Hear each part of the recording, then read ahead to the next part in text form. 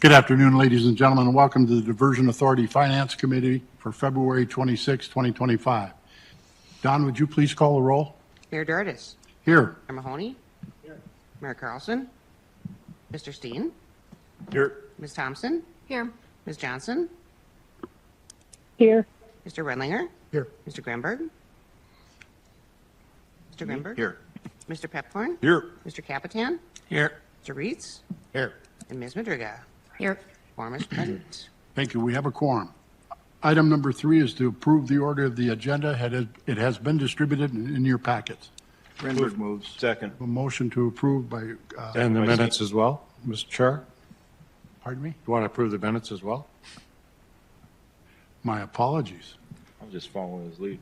I'm going to do the agenda first. Chairman's prerogative. So I have a motion and a I second. move the minutes and I withdraw my motion. This is going to be Must be a long meeting. This is going to be a long meeting. All those in favor, I have a motion and a second to approve the order of the agenda. All those in favor signify by saying aye. Aye. Aye. Opposed? Motion carried. Going backwards, to approve the minutes of January 22nd, 2025. Move my previous motion. We have a motion. Is there a Second. second? And a second. We have a motion and a second. Is there any discussion? Hearing none, all those in favor, please signify by saying aye. Aye. Aye. Opposed? Motion carried. Item number 4 is the approval of the bills. We'll call on Susan Thompson. They have been distributed in your packet. So the list is on page 6. These are the bills that need to be approved through February 19th. That totals $2.8 million. About half of that is the Water Resource District. There was one large land purchase, and they paid some property taxes. Next highest is the City of Fargo reimbursing some in-town flood projects. Anyone have any questions? Questions for Ms. Thompson? Move for approval. I motion to approve. Is there a second? Second. We have a second. It's been moved and seconded. Is there any further discussion on the bills being presented for this reporting period? Don, would you please call the roll? Mayor Dardis. Yes. Mayor Mahoney. Aye. Mr. Steen. Yes. Ms. Thompson. Yes. Ms. Johnson. Yes. Mr. Redlinger. Yes. Mr. Grimberg. Aye. Mr. Pepcorn. Aye. Mr. Capitan. Aye. Mr. Reitz. Yes. And Ms. Madriga. Yes. That is everyone. Thank you. The motion carries. Item number 5, finance report. Again, we call on Susan Thompson. The report has been distributed in your packets and on page 26. Okay, so 26 shows the revenues and expenditures, historic and year-to-date 2025. And then page 27 is the statement of net position. So assets, primarily cash. The total is $321,981,885. Just a small little bit of liabilities of $36,250. So the net position at the end of January is $321,945,635. Thank you. Members, have any questions on the finance report? Move to approve. I have a motion to approve. Is there a second? Second. I have a second. It's been moved and seconded to approve the finance report of $321,945,635. Is there any further discussion?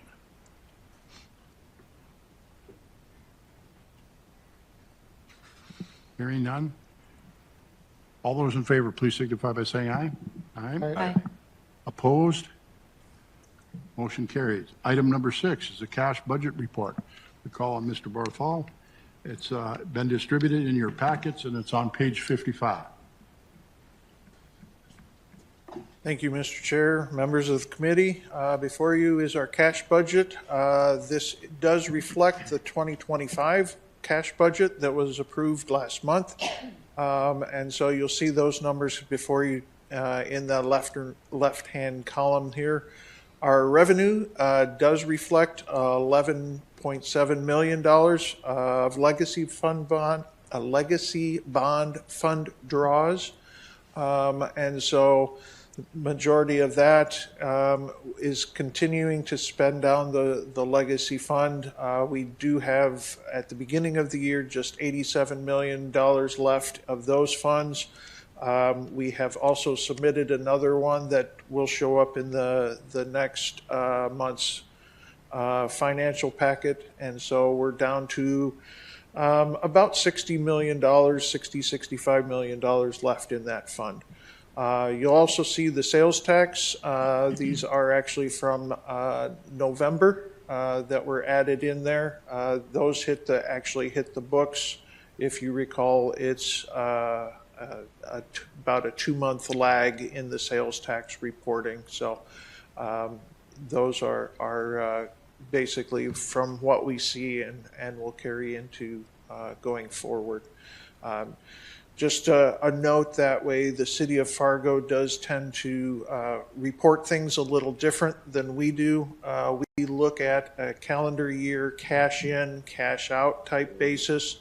So we look at things as they come in, and so that's why this one is actually showing up now, even though it's a couple months later. Same thing for like the legacy bond draws and the state funds. At the end of the year, there may be some delay in actually receiving those funds. And so we report them in the year, in the month that we actually receive that cash in. So revenue to date, though, for the month of January was a little over $27 million. So expenses, as we move on to the level 1, nothing major in the expenses, just a couple of $1 million in lands and settlements there. Pretty quiet over the holidays in early January, so we don't have much for expenses there. The $3 million under the River Stage 37 projects, those are reimbursements to the city of Fargo for their projects and their ongoing work there. So not a whole lot to touch on level 2, so let's go down to the last sheet and we'll go through the administration budget, operations budget. So again, your salary, the total budget of $1.65 million for the year.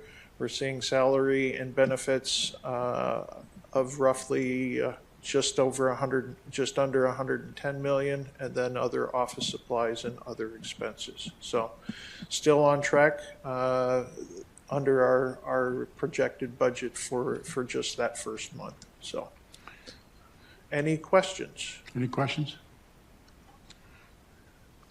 Thank you, Thank Paul. That item is an information only. We'll move on to item number 7.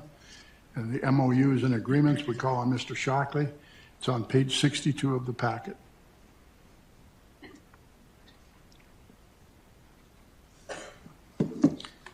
Good afternoon, Mr. Chair, members of the Finance Committee. We have a number of MOUs for the board to consider.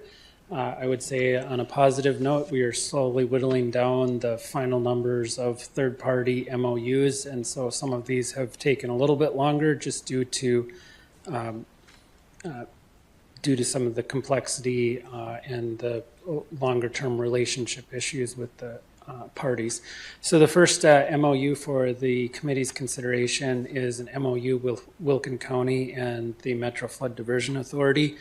This MOU follows a lot of our standard format, but if you look on page 91 of your packet, you'll see a map that kind of outlines where the southern embankment is located. Parts of the southern embankment are located within on the Minnesota side that impact Wilkin County. There is on Highway 75, the southern embankment goes north-south, and then I believe it's 180th goes east-west, and as part of the MOU, the width of 180th has to be maintained. It's somewhat hard to see on there, but it's the highlighted area that has to be maintained as part of the MOU. The MOU also provides that the authority, the Metro Flood Diversion Authority and the MCCJPA have the authority to operate water essentially over that area as part of the property acquisition, as part of all the permitting requirements, as part of the core project. We have to be able to demonstrate that we have the rights to inundate water or control water within the area. So the MOU covers those areas along with how you conduct operations and maintenance. Happy to answer any of the questions that you might have, but it's very similar to our other MOUs, but we're down to a handful of MOUs, and so I feel like we're doing pretty good as a team getting the MOUs wrapped up. Thank you, Mr. Chalkley. Are there any questions of 7A? Please continue. Thank you, Mr. Chair. The second MOU is regarding the Southeast Cass Water Resource District and Metro Flood Diversion Authority. Southeast Cass Water Resource District. This is MOU that is another piece of positive information. It contains within it is the removal of the Cheyenne River Rail Bridge. You'll recall as part of the overall strategy to reduce some of the costs, the Diversion Authority team worked to get the rail corridor abandoned that proceeded across the channel location into Horace and served the elevator, and that resulted in a significant net savings to the authority. As part of that, the authority had to remove the existing rail bridge, and Southeast Cass was able to, as part of its clearing and snagging operations through Cheyenne, for part of the Cheyenne River, they were also able to ask their contractor to go ahead and remove the rail bridge because they would be in that area anyways.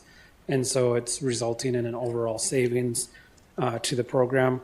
And then also, it's addressing further clarifying the roles and responsibilities of the authority with respect to a couple of the water resource facilities that are being impacted by the comprehensive project. But I think the majority, the headline news for that one is the removal of the Cheyenne Bridge, which is kind of wrapping up a nice overall cost savings through the authority by getting that rail line abandoned. Happy to answer any questions. Questions for Mr. Shockley on 7B? Thank you, John. Please continue. The next MOU is between Warren Township and the Metro Flood Diversion Authority. Once again, this is our standard form of our township MOU, very similar to a lot of our other townships. It regards the impacts the project would have to the township regarding construction of the project. It covers that the design and construction and maintenance costs would be covered by the developer through the project agreement. There are some reimbursements, construction costs that might be incurred by the township up to $3,000 annually until project substantial completion. Keep in mind the project substantial completion is estimated to be 2027. And then post-construction expenses up to $1,500, along with attorney and engineering fees of $16,000, and as we've done with the other townships, a lost tax revenue payment of $47,066. Questions on 7C? Please continue.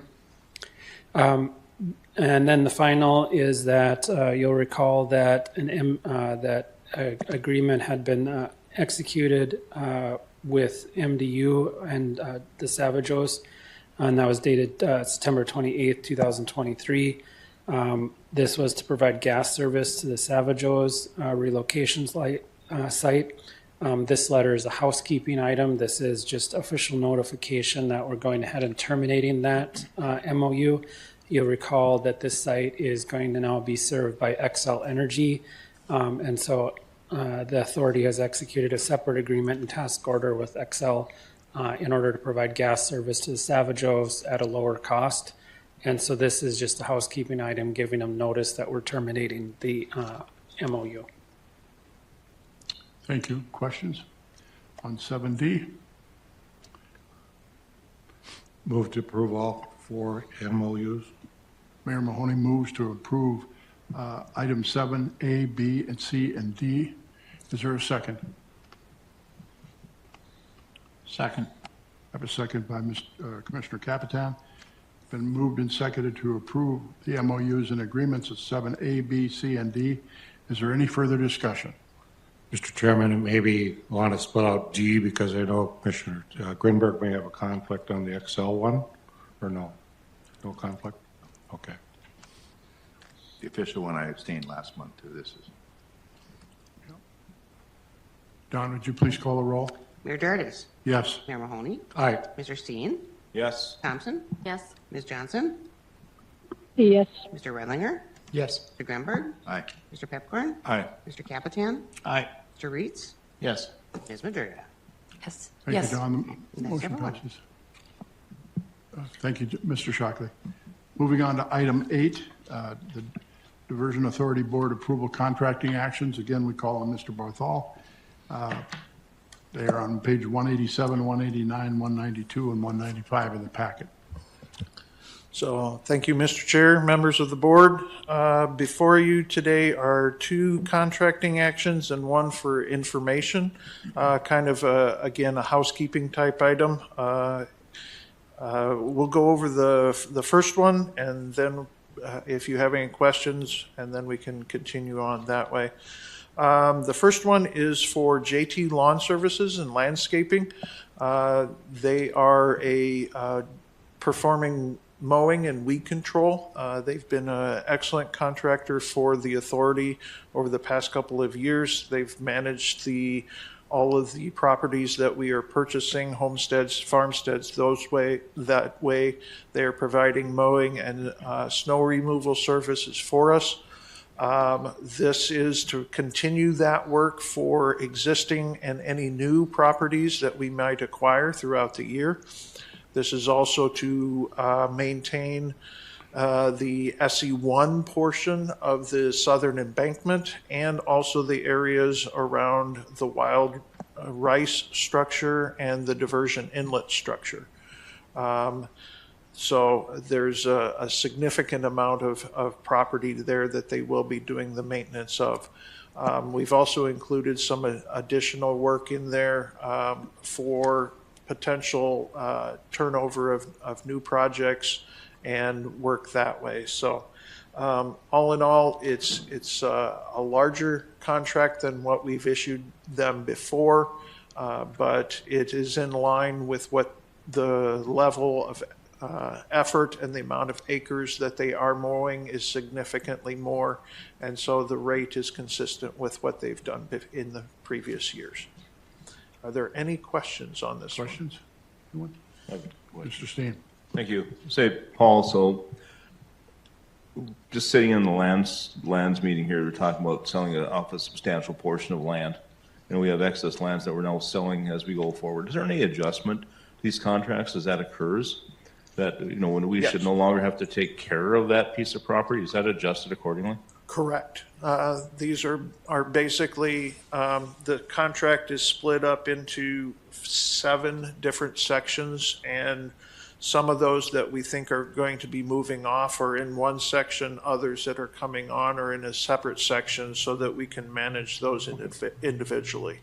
Perfect, thank you. Additional questions? Let's continue. All right, the second one before you for approval is a service agreement, and that is for IT services. The current agreement with Marco Technologies ends at the end of March, and so the staff have gone out and solicited 3 proposals. This was the highest rated proposal and the lowest cost proposal for IT services for the Diversion Authority staff at their offices. We worked with the county IT staff in reviewing these, and they are on board with this, and I think we've got a good path forward. So this $31,000 is for the entire year. It would start March 1st is what we are looking to start for a year's worth. That way we at least have a month's overlap between Network Center and Marco Technologies to make sure that everything is integrated within that month. So any questions that way? Any questions? Please continue. Okay, and the next one is the housekeeping item.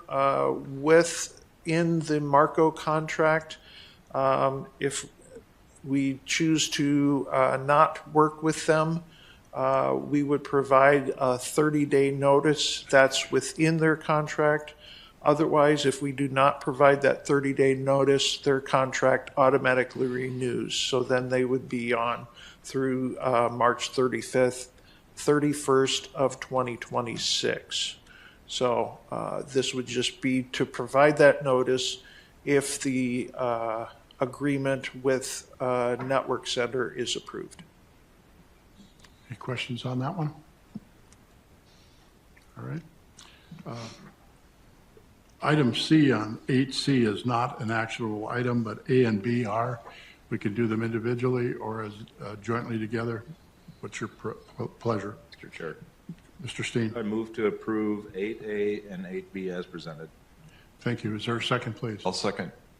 Commissioner Pipcorn seconds. Been moved and seconded to approve items 8A and 8B as presented. Is there any discussion? Hearing none. Don, would you please call the roll? Mayor Dardis. Yes. Mayor Mahoney. Aye. Mr. Steen. Yes. Ms. Thompson. Yes. Ms. Johnson. yes, Mr. Redlinger. Yes. Mr. Grimberg. Aye. Mr. Pepcorn. Aye. Capitan. Aye. Mr. Reitz. Yes. And Ms. Madriga. Yes. That is everyone. Thank you, Don. The motion carries. Item number 9, item number 9. A is a 2025 consultant rate increase. We call on Jason Benson, Executive Director for the Metro Flood Diversion Authority.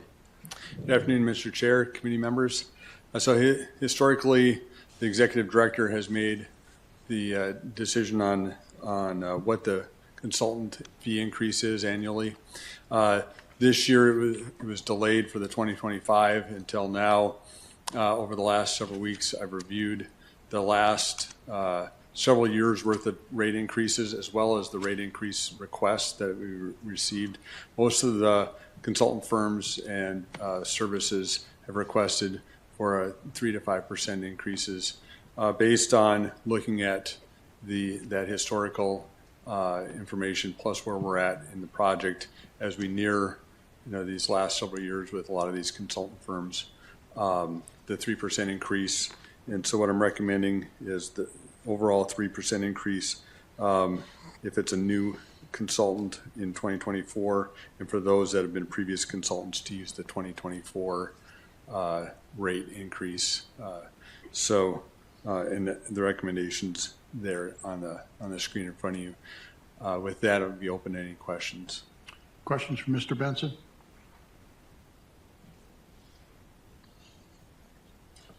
No? All right, thank you. All right, thank you. Reaction? Oh, no, that's an informational item only. Item B, we're going to call on Mr. Shockley. That's a WIFIA update.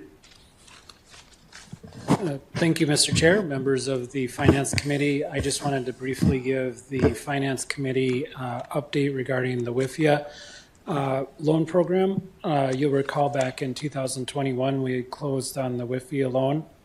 During the time period between then and now, we're not paying any interest on that amount. All we do is pay a service fee every year. That was one of the advantages of the WIFIA loan, is that during the time of construction, when you don't need it, you're not paying any interest on it versus a traditional temporary refunding improvement bond or some other temporary finance. This year, we are slated to start beginning draws on the WIFIA loan. I wanted to just flag that up to the committee that you may see from time to time WIFIA loan draw coming through. Our intent is, as a team, we're going to prepare a dry run of the documentation that's required to make a WIFIA loan draw, because they do have, as with any federal program, there is some paperwork involved in making a draw. And so we wanted to have that ready to go when the first draw started to come through. But we're anticipating that to start occurring either in Q3 or Q4 of 2025. Happy to answer any questions. Just as a reminder, that loan has an interest rate of 2.08%. It's 5 years of deferred principal payments after substantial completion and a 35-year repayment, and we were able to sculpt the principal on it. So very favorable loan terms. Thank you, Mr. Shockley. Any questions? Thank you. That concludes today's agenda. Does any member from the Finance Committee have anything they'd like to bring forward at this time? Okay. Staff, anything? All right. Item number 10 is that our next meeting is March 26, 2025. And with that, we conclude our business. We stand adjourned. Thank you.